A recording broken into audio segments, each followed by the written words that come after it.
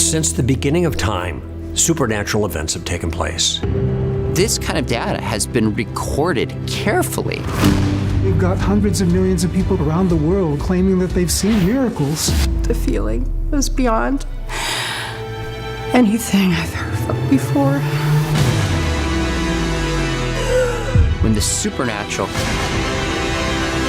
crashes into human suffering, I cannot explain that. Everything changes.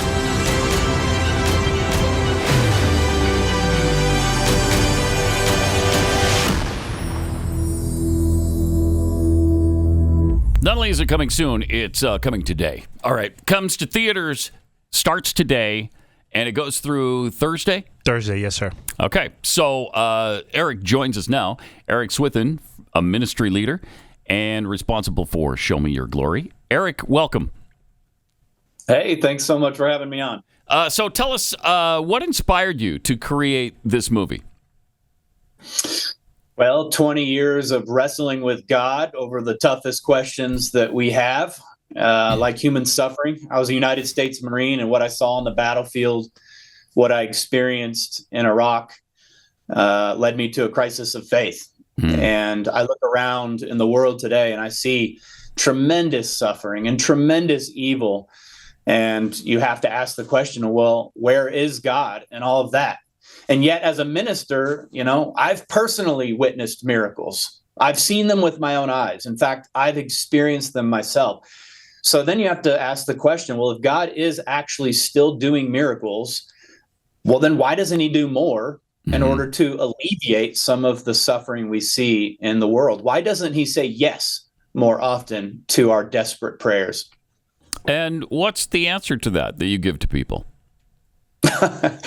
Well, that is a long answer. There are a lot of answers, especially in our book. It's almost 400 pages.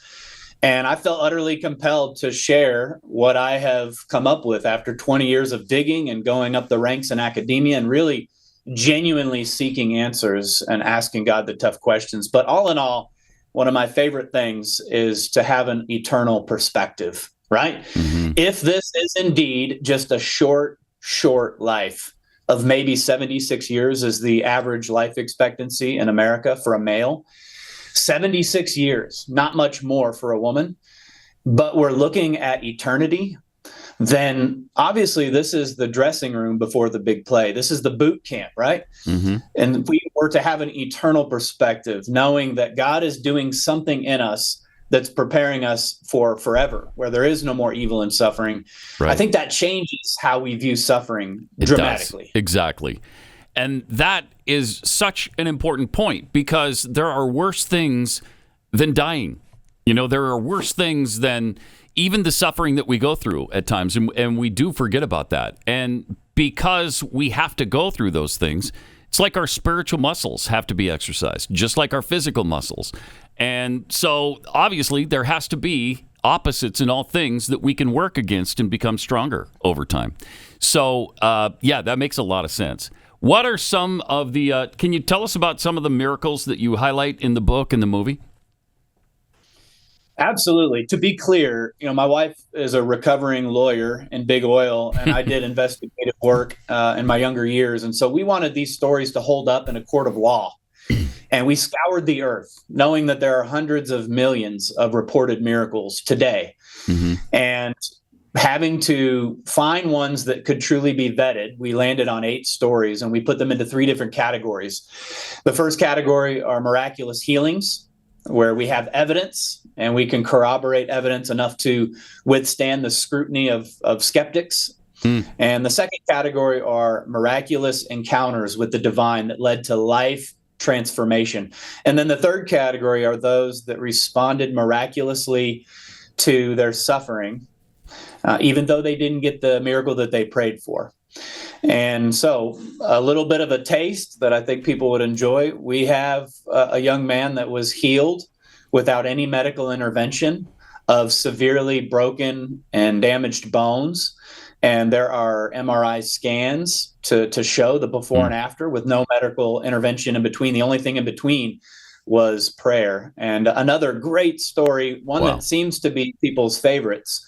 It's interesting. We had our red carpet premiere with 350 people present, and everybody seemed to have a favorite story. But this one seemed to rise to the surface more often than others. And that was a Hezbollah terrorist who had literally killed people in the name of Allah, trying to please his Muslim God.